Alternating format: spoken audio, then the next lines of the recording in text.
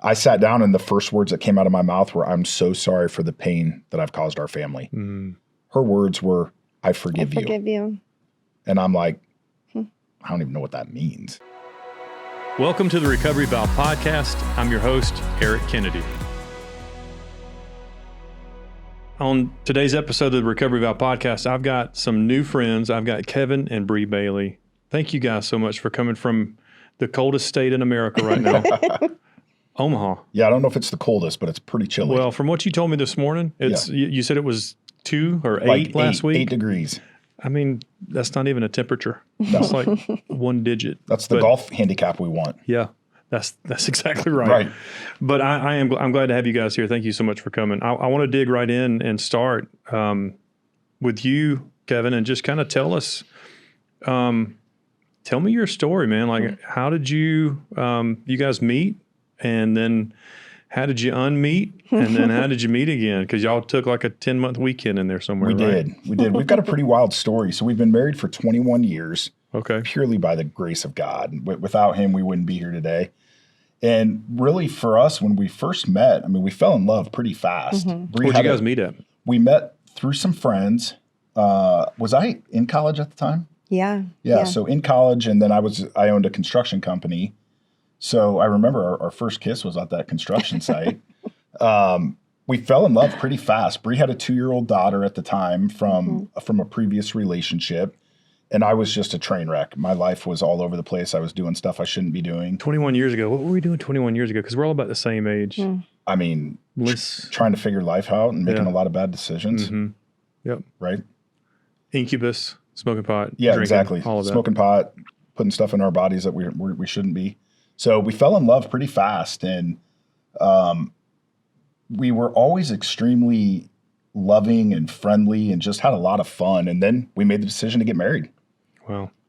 Pretty quick? Fairly quick. We were engaged for how long? A year and a half? Year, almost, yeah. But we did it wrong.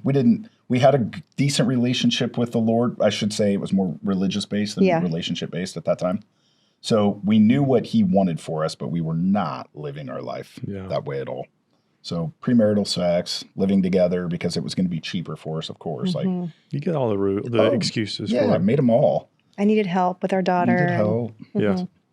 We did that. I was deciding what career path I wanted to go down, and with a company that I was with for 25 years. And at that time, I was moving up fairly quickly. So I was totally focused on career. Yeah. How much money we could make, the next promotion. And then really for us, the 12-year mark is where things got really bad. We had been in and out of counseling for 7 years, using the divorce word, a lot of bad decisions. I was traveling 150 nights a year, so not home very often. Right. And totally focused on everything but the family. The way I looked at it was legacy was defined by the things that I could accumulate, not the culture that I was creating within our home. What you had in the house, what you had in the driveway. Yep. All of what you had in the bank. Bank account, titles, freedom with, hey, if we make more, then we'll be able to do the things that are giving us all the challenges. That's that we a dude today. thing too. Yeah, for sure. Yeah. Did that matter to you at that time? I mean, 20 something years ago, did that? You know, when I had my daughter, I was 18. And so I had gone to college and nursing school, and I was working full time. And so I knew that when we got married and we were going to have more kids, I wanted to be able to stay home. At least part-time. I wanted to work part-time. I still wanted to work and be a nurse, but I wanted that flexibility, but that balance, I think that women are always looking for.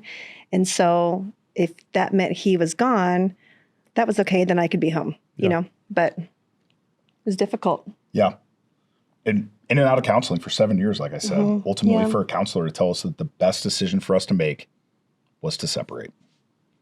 Yeah, that's not good. So it's not a good counselor. No. And, no shame on any counselors out there. I mean, there's phenomenal ones, but we were going to this person for advice on how to make our marriage better. Yeah. So when there was this exit strategy of us not being together, we felt like here's the person that should know all of the answers. We didn't know them. Right. And then all of a sudden it was like green light to say, okay, well, I guess we can hang it up. Yeah. The expert's telling us that we shouldn't be together. I can, I said that too quick, probably. I've got a divorce in my past. And so, but we're good friends now. And it just wasn't meant for us to stay married. It wasn't healthy for either one of us. So I shouldn't have said that so quick. Like, they were wrong. Maybe they weren't wrong, but they were just reading where you guys were at the time. Yeah. But I'm glad you're together. I'm not saying that like I'm glad you guys, didn't separate or stay separated. What I mean in that is that person's right. Now, not every marriage is going to make it, Right. which stinks. Yep. But you guys did. Yeah. And I think it gave the green light for him, but I was mad. I was so frustrated. I was thinking, we have invested off and on 7 years, and this is the advice that we're at. And so I think I was frustrated with us. I was frustrated with the counselor and just the situation, because then so many people on the outside said, yeah, you guys should be done. You guys should be done. You should start, dating other people. Life's too short to be miserable. Yeah. And so I was just frustrated and thinking, we have to fix this. Why were they saying that? Was it just because of the travel and just like how broken had the marriage become? Yeah, it had become very broken. There was infidelity on my side. So as I was out being surrounded by people, I didn't really have a great male figure in my life. My dad was amazing, taught me how to work extremely hard, and very loyal person, always had my back, would support me. But very quickly, I started to surround myself with guys that were high-level executives. So I was in that circle, and I would just say the people that I was surrounded with, that was their lifestyle. So immediately I jumped into that as well. That's what it looked like. That's what I thought it needed to look like in order to be the man of the house. Successful. Yeah, to be successful. Yep. And so infidelity played a role in this, in our marriage up to this point. And then as soon as the separation started and I filed for divorce, I was immediately in another relationship with somebody that I connected with at our gym. And so, of course, everybody on the outside is saying, once a cheater, always a cheater. This person will never get their stuff figured out. You deserve better. And everybody in my corner is saying the same thing to me, like, dude, go out and have a blast. Like, here's your midlife crisis. Go enjoy it. So how long were you guys married for? At 12 years at this point. Okay. 12 years at this point. Yeah. And we were separated. Then we got separated. I filed for divorce, jumped out right away. Oftentimes, one of the things that we have found in this game that we're in now of helping marriages restore is women are much more methodical before they file for divorce. They put a lot more strategy behind it, especially if there's not somebody else involved. But when there's somebody involved, which predominantly is the way on the men's side, once they make that decision, they bounce. Yeah. That was me. Yeah, you were done. I was done. Yeah. What's the methodical part, you think, Bree? I don't know. I don't know. It's interesting. I think women think about what it's going to look like a couple of years down the road, even like 6 months down the road, holidays, more personal connections, more, maybe, I don't know, they're just thinking about what that's going to look like, the day-to-day things that women and moms probably take care of, that dads don't always think about because they're busy with work and they're doing those kind of things. So I don't know, just process thinking. Women process a lot more before making a decision. I've seen my wife mad. I don't want to know her process thinking if there was a divorce on the horizon. So I'm scared of that just thinking about it. Yeah. Did you guys just have the one daughter still at the time, or did you have? Nope. We had 3. So our kids at the time were 17 and 8 for girls. And then our son had just turned 4. Oh, wow. So he's little. And the little fella. And then how old are they now? 26, 17, and 13. Okay. That's awesome. Worst day of our life was sitting down telling them that we were going to get divorced. You told all of them at the same time? Yep. Oh. Brought them all together, sat in our living room, cried and cried and cried. But for me, it was one of those moments where decision had been made, and I knew that I had to go down that path because I was committed to it at that point. And I'm a toggle switch in everything I do. I'm either on or I'm off. So this was an area where I was on. My decision had been made. We brought them all together, cried and wept. It was so hard to do. But once it was done, it was like, okay, that's behind me now. I can move on with my life in this new direction. But it was so tragic. Yeah. So tragic. I think it was the next step for him. Like he had moved out. He had filed. He wanted to tell the kids. You even threatened to tell the kids like the first day of school. I mean, his process is like he just was not thinking clearly. That was what needed to happen in his mind. But he was like, no, we're going to do it here. And I just had to battle and pray. I tried to control a lot as women. Well, it sounds like he was trying to control too. And I do the same thing. Not like, it's just the way it's almost like I'm hurting you through being able to do this or say these things when I want to. Yeah. In a way. Yeah. No, it's true. Because, I mean, that's not the perfect day to tell them. Absolutely not. No, Day no. one of school. I know. Let's ruin the first day of school for our oldest one. Our oldest too. That was her senior year, right? Oh, wow. Yeah. Yeah, but even just then, God moved in just so many ways and was really showing me the power of prayer. And so I prayed and battled with my friends to pray that we wouldn't tell him on that first day of school, just for that core memory. And for whatever reason, he was like, okay, we'll do it next week, And so like little things, God was already shaping in me the power of prayer, the power of persistence in a godly way. It's amazing. And it was very new for me because I like to say that I'm not a control freak, but I like to be like a passive control freak. If that makes sense. I'm pretty flexible. You seem very cool, calm, and collective. I am, but then I get all worked up, And so he's the one who brings me down. True story. So I don't want to bring this up to harp on it, but how did you process that as a wife, as a mom, as somebody who's thinking what next week looks like, what next month looks like, where he's like just checking the box for that day, like? Yeah. Well, when he came in first and told me that he wanted to separate, we had already been kind of like, just things were weird. Things were off. He was spending more time at work, taking customers out, being gone. And I was like, okay, I was working PRN at that time. So I was working just kind of a couple days a month as a nurse and able to stay home because he had been traveling more for work. And so when he started to say that, I was like, no, we're okay. Like, it's probably just nothing. Maybe he's just off. He's stressed with work. And when I shared with a couple people that things were different and that he came to me and wanted to separate, I went into, oh, no. This is not going to be our story. This is not we are Kevin and Bree. We are going to figure this out. And I went into control mode a little bit, like, no, we have to go back to counseling. We have to do this and this. And he was done. And so a couple of my friends recommended I reach out to someone who was a godly woman. They had a ministry, and I was like, okay, I'm going to trust in her, not the Lord. She pointed me to God. And so she also referred me to another gal who had more capacity at that time to meet kind of one-on-one. She offered me a spot in their marriage counseling, but it wasn't for like 6 months down the road. And I was like, we're going to be divorced by then. I did not want him to know that I was even talking to them because he was just so done. He was so turned off with counseling, so turned off with this feeling like we needed help. Like he thought he had it all together, he was done. And so I was able to trust. I had encouragement to trust in the Lord right away. And that was very different for me. I knew there was a God. I believed in Jesus. I had never surrendered and placed my trust. And so I started reading books and I started praying and started going to a different church. And so all that time I was learning and gaining confidence. And it was just there. And I had this desire. God gave me this desire to fight for my husband.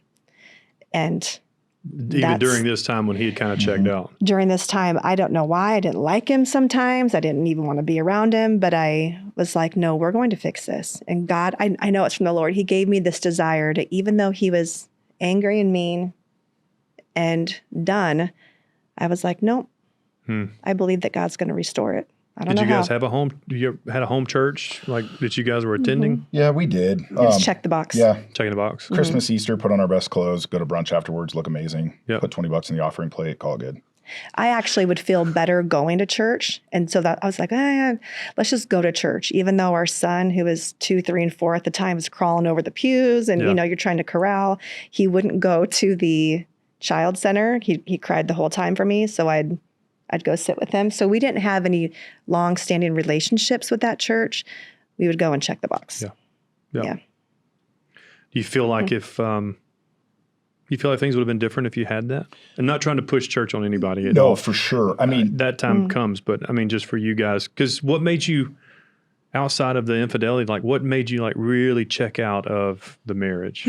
I love in your book, you talk about the addiction, obviously. Okay, I didn't pay for you for this little promo you about yeah, to a little spit promo, out. because I think it really hits. Alcohol and drugs have been a big part of my life, but I've never been addicted to them. Yeah. But I made most of my bad decisions while using alcohol. But Yeah, I never made a good one. yeah, exactly. But you talk about substance addiction and process addiction. So for me, I'm a very process addicted person. I love perfection in everything I do. I want to make sure that I'm performing at the most optimal level in every area of my life, very disciplined when I choose to be disciplined. It's true. So this was part of the process for me. And Jesus had never been in that part of that process. So the question that you asked was, would it be different? It's so hard to say. I mean, I would like to think that we would have, I'd heard the gospel message. I grew up in church. I'd heard it. I used to sell drugs at church. I mean, what? Yeah, literally. Like I would take bags of weed to sell at church. So I'd grown up in there, heard the gospel message, never knew what it meant. Yeah. I knew Matthew, Mark, Luke, and John, knew that those were the gospels, didn't even know that that was Jesus's ministry at the time. So knew the Old Testament, knew the New Testament, but had no conceptual idea of what the Bible really represented. Me either. I didn't grow up in church. Yeah. Okay. So would it have helped if I had been in a spot where my heart was able to receive? The answer to that is yes. On this side of it, that's our number one goal, is to just teach people about who Jesus is and what he can do for your marriage if you allow him to. Yeah, that's great. And I think that's so amazing with part of Bree's story, and she didn't get into this, maybe we will, but the big shift for her, our marriage restoration story is really God showing up in a way that far exceeds anything that you could have ever expected or imagined, because she went on a journey to heal herself. And I think that is the most important thing that you can do in any type of restoration is, I've got to get right with him first before I can worry about this next level thing. Yeah. That's the icing on the cake. And that's Jesus showing up in a very special way, which only he can do if you have true restoration or true, marriage restoration. I think even after addiction or after anything that we've gone through is like, okay, is Jesus the only way? No. But is he the best way? Absolutely. Yeah. Because we're right with him, and then this just gets easier. Because it sounds like he knew your story. You were just living it out. He knew what was going to happen. He knew you're going to be here today. Right. But I mean, I can just tell in the way that Bree is speaking that she was already accepting the decisions you made, and here's the choices she was making to get through that and just work on herself and the kids and want you at the same time, but understand that, well, you've checked out. Yep. Yeah. And I would say it's interesting because I remember Kevin saying, I just need to get my head right for himself. And I was like, what are you talking about? We have to get our heads right together. What do you mean? And I think that was your excuse maybe for saying, I need to step away and figure out my own life, even though he had already made the decision. Is that fair? Yeah, it really was an excuse. I was already in another relationship. I mean, she found out about this other relationship in the worst way. I love, even on a lot of your shows where you talk about, like, how did you realize when you had a substance abuse problem? She gets the text message my daughter gets a text message from the other person on her iPad. Sheesh. Yeah. And she was 8 at the time. So here it comes of something very inappropriate, and then family disruption. Yeah. Chaos. So that's how she found out that I was truly in this other relationship. So excuses up to that point of, hey, I got to get my head right. No, I didn't. There was no way I was going to get my head right. Yeah. I was in another relationship. I was doing something. I was addicted to something that wasn't going to allow me to get my head right because it wasn't aligned with who God says we are. Can I ask you a crazy question? Absolutely. Was there something about family that scared you? No, I don't think so. I grew up with a great family. My parents were married until my dad passed. I loved family. No. I don't know. That just came to my mind, like the thought of being a dad and 2 girls and one little boy, and then to just check out. I didn't know if something about the family dynamic freaked you out at some point. No, I found out later on. I mean, I really struggled with insecurity. Okay. So when she wasn't able to fill me up or build me up in that area when I was feeling insecure, I would go look somewhere else for that. And it was very easy for me to find that with other women. Yeah. I did that with alcohol and drugs. Yeah. So same concept, right? Yeah. It's kind of like a mini trauma. Yeah. Insecurity. Yeah. But it was easier for him to then see everything else that was available for him, because as he would come home, he would nitpick everything wrong with me and everything wrong with our house. And the house was a mess. And I was like, I've been cleaning it up all day. And now and it was just like, I almost want to say when you would travel, everything was neat, tidy, perfect, dinner's made. And then sometimes you'd come home and it'd be a train wreck. And I wasn't secure. We didn't have this communication pattern, honestly. Yeah. It was a lot of blame. But to even answer your question that you had asked about church, I went to our church and said, I need help. And I met with the pastor, and the program that they had available at the time was divorce care. And I was like, well, yeah, which is probably great, but that wasn't for me. I was like, no, we're not going to be divorced. So what else do you have? And then I had gotten invited to another church and said, hey, just meet me here at this church. And it was a Bible teaching church. I liked the message that day. It was very different. And then I ended up coming back, but I was starting to build, God was starting to build the accountability in me, the power of relationships. And so then that would be the foundation when later on, when I did want to give up, that accountability was like, no, we're not giving up. You're going to fight for what God has for you. You're going to keep trusting that God's going to restore his heart. And so that's where the church accountability really played a role with me in my fight for us. Yeah. Because not that you were an enemy, I'm not saying that. Oh, he was. Oh. Okay, he was. It was the enemy working through him. No. Yeah. I get it. But there's sometimes I don't like everybody I come in contact with, but when you figure out a way to pray for them, it softens your heart. Totally. And so you were learning how to pray for him. And so it could soften your heart or change your heart. Not that you needed changing. I needed change and I needed softening. I needed all of it. And I needed identity and purpose in the Lord. And I was getting it from what my friends would say, or as the role of a mom, not as a wife. Yeah. So, what happened? I mean, y'all did a break for how long? Yeah, we were apart for 10 months, and during that time, Bree was just talking about me being the enemy. It was nasty. I mean, it was everything that you can expect in a terrible divorce situation. Of course, you always go into those things, or maybe not always, but most of the time you go into them thinking, we're going to make this very easy. We'll just go through mediation. Everything will be fine. We'll split assets 50-50. The minute that the lawyers were involved, there was no chance that was happening. Yeah. So it got ugly. And she went this path of the word, and I went the path of the world. So now we've got this so true. crazy spiritual battle taking place between the two of us. I was tracking her car. I didn't put a tracker on it, but can't remember how I knew that. Maybe her phone or something, but would see that she was driving out to this place to go get help. I Googled the address, and it's like, I never knew that. This ministry place. And I'm like, oh, this Jesus guy, she thinks Jesus is going to fix this, which just pushed me even further away because I never had the relationship with him. Yeah. It was all about. But there was something there. You wanted to know where she was. For sure. You weren't checking out. For sure. And yeah. I mean, I wasn't totally checked out at that point, but I probably, up to that point, I mean, we had one of the things that we've recognized through all of this is we used, and most people do, our weaknesses as weapons against the other person. All the time. So if I knew what Give me an example of that. One, my insecurity, she would use my insecurity against me in the way that she would speak to me, tear me down with her words in the worst moment. So of course, then it pushes me further away.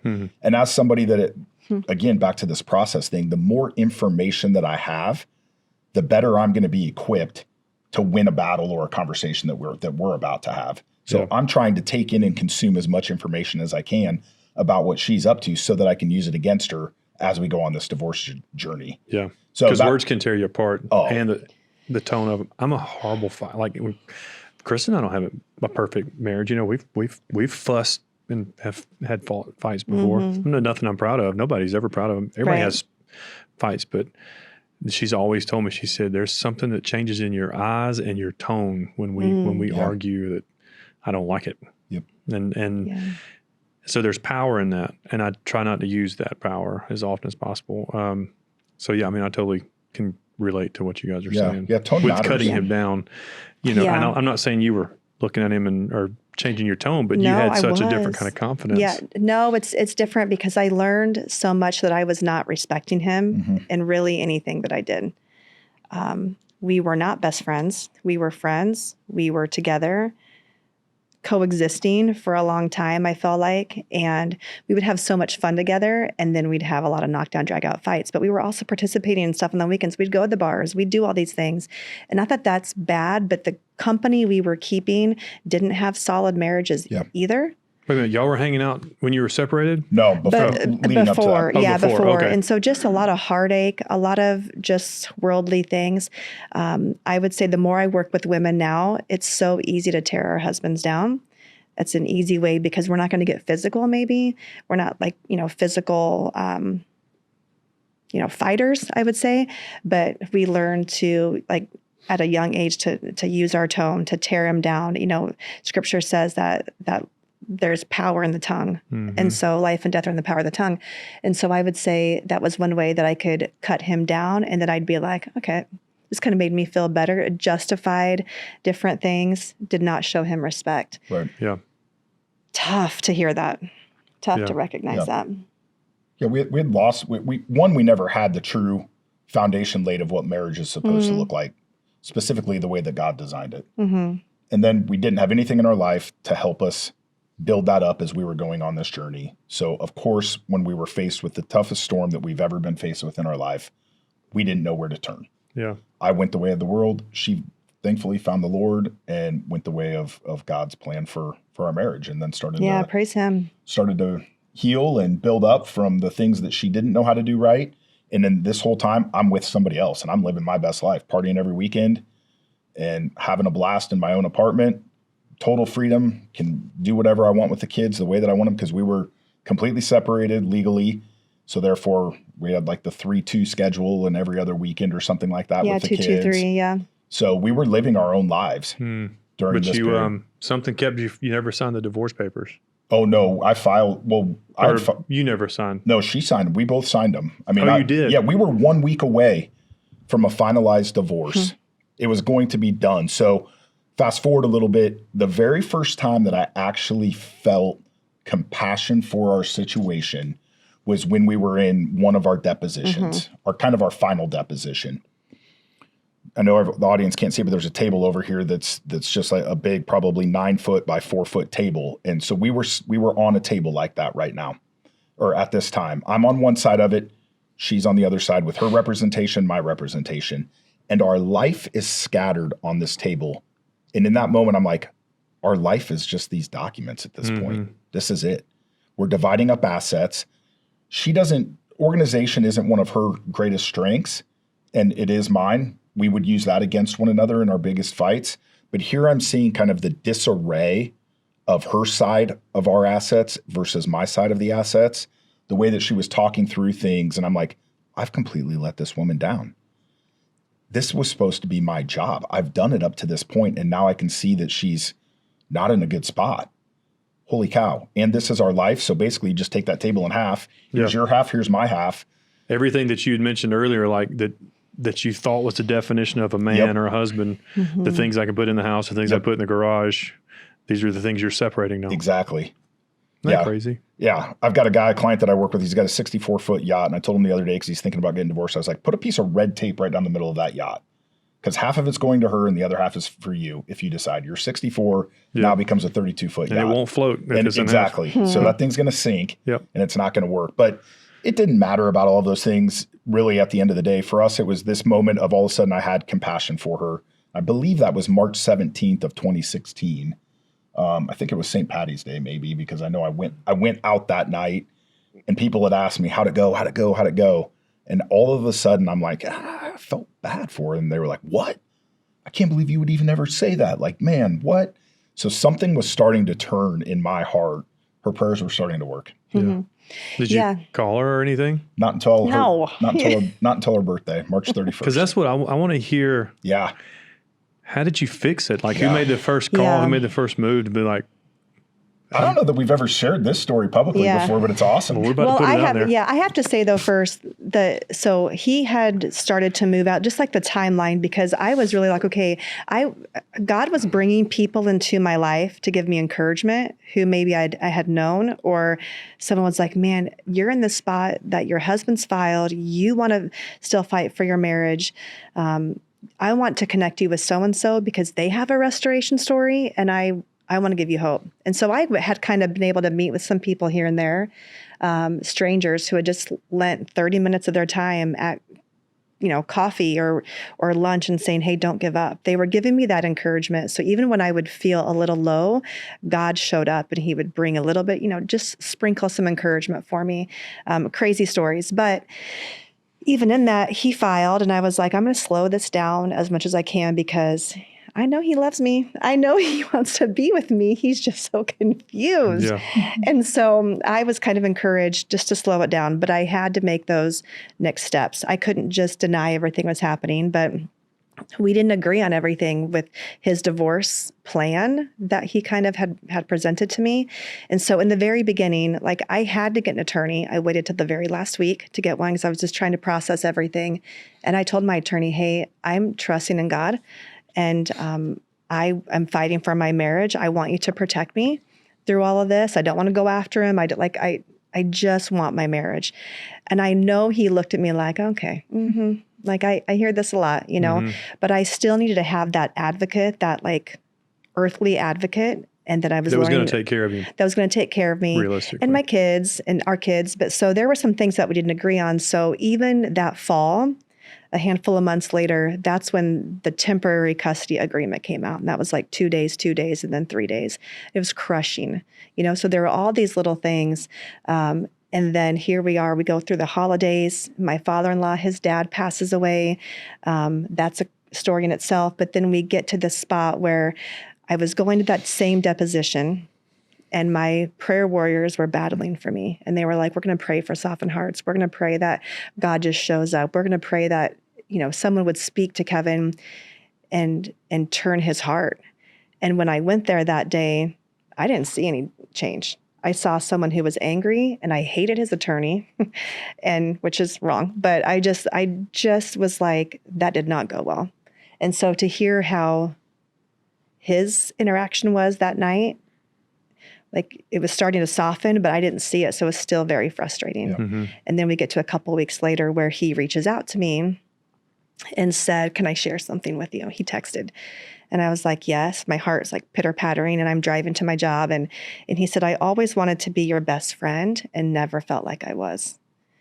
And I crushed me. It's gonna make me cry already. I know. And I thought, I let him down. Like I put myself, I put my kids, I put my friends, like my desires, I put everything in front of him. And he was just being really vulnerable. And the only thing that I could say was that breaks my heart. Because the old Bree probably would have been like, well, you deserved it.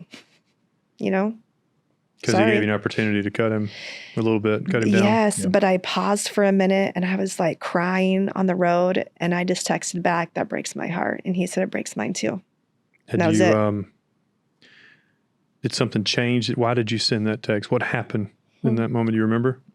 No, I don't. The Lord was working in me.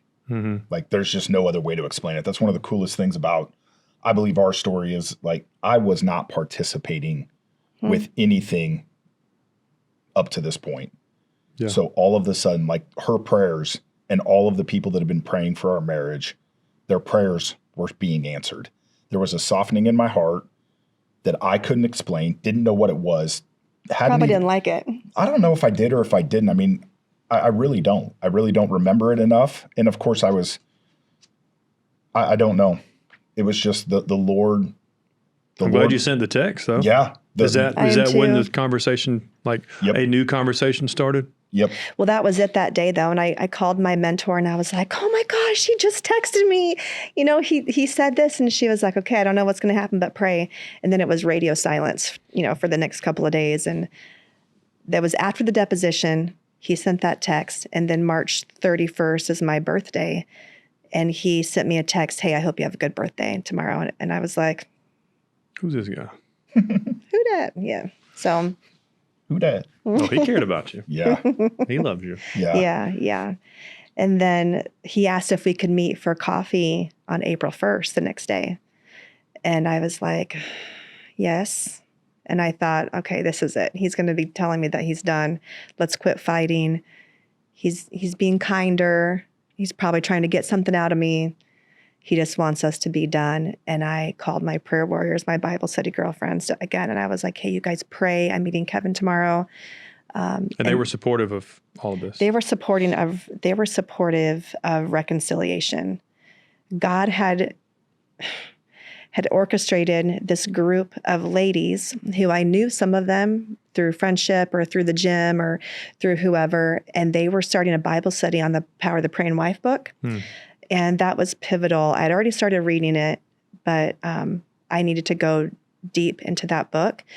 And with that, the very first time that we had met that fall, when things were horrible with us, our Bible study leader, Sarah, said, let's go around the table and say one thing that we're thankful for our husbands. Like, what do we respect? Let's just pick one thing. And it finally got to me, and I said, I have nothing. I have nothing right now that I respect about him. He is a good provider. He's withholding money from me right now. He's a great dad. He's with another woman around my kids. He's so angry. And so I was like, that'll get you there a little bit. So I was like, there's not one thing that if I could be honest, that I respect about him. And she said, that's where we start. We confess that you don't respect him right now. And I just think about that broken woman in that spot. Like, I had to be transparent and honest because I had probably put on a show for a lot of people for a long time. And so that was a very safe spot for me to be able to confess that and say, look, I love him. I believe in God can restore, but I don't even like him right now. And there's a quote in that book and says, what if I don't even like my husband? Do I still have to pray for him right now? And I resonated with that because, man, I wanted to kill him sometimes. Thank you. So that was the power. So that group really, that was powerful for me to be able to attend that group, get encouragement. Other women had strong marriages. Other women in that group had failing marriages, and we were all battling together. I was learning that it was okay to show weakness, that it was okay to trust others in that small group with big prayer requests. And so that was amazing for me. And so when I went to that meeting for coffee for him, when he asked me, they were like, yeah, girl, we're going to be praying. And I don't know if they were praying God get him or if they were like praying soften his heart. But when he walked in, both. Yeah. Probably a little both. When he walked in that day, there was a softness in him. And then you can take it. Yeah, I don't even know what I expected that day. Like, I just wanted to meet with her. Again. Is this a story nobody's ever heard? No, that was the one about a text message. That was just simply, didn't I send you a text saying like I've got tickets to a concert? Do you remember that? That was someone else. No, it wasn't. No, I don't know. I don't remember. For your birthday, didn't I have like Bruno Mars tickets or I don't know. I don't think so. I don't know. I think so, but irrelevant. So I don't know what I was expecting when I was going to meet with her. I just knew that I needed to meet with her. Yeah. And the person that I was with at the time had been out of town for a few days. So there was this window of opportunity that the Lord just used in an amazing way. And one thing I do want to back up, I love the way that Bree shared the people that were around her, because I think that's so important with anything that you're going through. You have to be surrounded with people that are going to fight for you, tell you what you need to hear, not what you want to hear in those moments. Fight for your marriage. Fighting for your marriage. If you're not for our marriage, then you're against it, just like it is with Christ. If you're not for me, then you're against me. And she surrounded herself with amazing people, some that tried to get her to date, and she would dismiss those people right away and stay within her circle of like, no, because if I make that choice, that's not going to help me rebuild this marriage. So she really surrounded herself with amazing people that were going to help her stay on the path, drawing closer to Christ, and then with the hope of us restoring our marriage. So all of that to say, I showed up at Panera Bread, April Fool's Day. I mean, why wouldn't a guy pick that day to be like, hey, April Fools, we're actually not going to do this, but I sat down and the first words that came out of my mouth were, I'm so sorry for the pain that I've caused our family. Her words were, I forgive you. And I'm like, I don't even know what that means. Like, I know definitionally what that means, but. Yeah, because it can be numerous things. It could be like, okay, I've forgiven you because it's time for us to just live our life, or I forgive you and it's time to come back together. Yeah. And she followed it up with like right away, I want to put this marriage back together, but I'm only going to do it if we do it the right way. And I was like, okay, what does that mean? we're going to place Christ at the center of our marriage. Probably a little controlling, but I knew that was the only way. No, it's not. I mean, because I was like, did she tell you that you had to leave that other woman too, and you'd move back home at this date? She didn't, man. Only because I had encouragement not to. Super wise counsel during that season. No, she didn't. Because Genesis tells us a woman's going to have a desire to control their husband for the rest of their life. She was giving up control in all of these areas. And I think there was the only stipulation that she had on a reconciliation at this point was that we were going to place Christ at the center of our marriage. Yeah, I knew that we couldn't get back together and just brush things under the rug and be like, okay, now we're back together. That day when he came in and his face was softened, and I have women come to me now that are like, oh my gosh, I can't explain it, but something's different. And I'm like, it's the Lord. But at the time he walked in, I had, like I said, people praying. I was praying. I was nervous not to make a mistake because I was knew that or thought that he would be kind of critical of me just from all the different things in the last 10 months. But when he came in that day and he said that literally was the Lord. But that was my first response because I had forgiven him. I had chosen to forgive him as I started to heal, as God was healing me, and I took steps to get healing from things in the past. I truly had forgiven him. I still didn't like things that he was doing, but I had forgiven him. Oh, I bet so. And so that's a lot. I mean, I'm just hearing the story, it would be difficult for me to sit in your place knowing that the woman that your husband, but if I was in your place, knowing the wife that I have and I want is not only with somebody else, but when they leave here, they're going to another home and all that, but I still want to make this work. So when people hear this, they need to kind of play, like when you're talking about being at Panera Bread, I see you too at Panera Bread, but then also see you leaving Panera Bread that day. Did you go back to your separate places? When did you hang all that up and start over? No, it's good. We were like, what are we going to do? Was this a Friday? It was a Friday. Yeah. And I left. And when I was leaving, one of my girlfriends who was a big proponent of reconciliation, she was the one who took me to a different church the first time, the day I got saved that summer and committed my life to the Lord. She had been picking up a Papa Murphy's pizza. Well, you know how there's a little strip mall yeah. And so it was her car, which I didn't know she was going to be there. She pushed the window down and we had just hugged because we were like, okay, well, I guess I'm going to go get the kids from school and whatever. We kind of hugged awkward, side hug, hip to hip. Yeah. It's been a while. Yeah. And then he walked off and she was like, oh my gosh.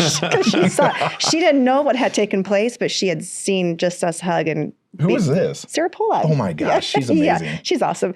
But so I get in the car, go around the corner, call my mentor. Oh my gosh, you're never going to believe. I think Kevin and I are going to work on our marriage. And she was like, is this April Fool's? She's like, is this a joke? And I was like, no. Her husband was in the background and just right then said, okay, Bree, one thing, you cannot tell him to leave his girlfriend right now. And I was like, are you crazy? What are you talking about? He's for sure going to it. I'm going to tell him. And he was like, nope, he has to make the choice. Thanks for watching and listening to the Recovery Vow podcast. Be sure to like and subscribe and follow along on all of our social media platforms. A huge shout out to all of our sponsors. You can find a list of them in the show notes below or on the screen you're watching on our YouTube channel. We'll see you next week.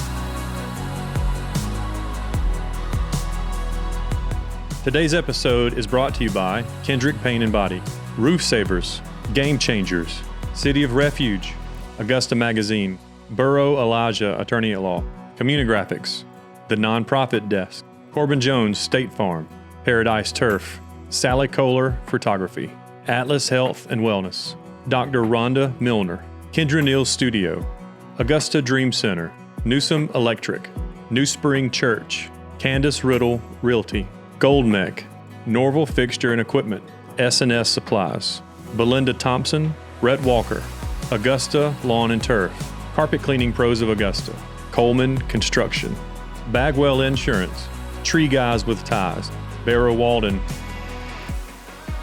And a special thank you to all of our other supporters of the Recovery Vow podcast.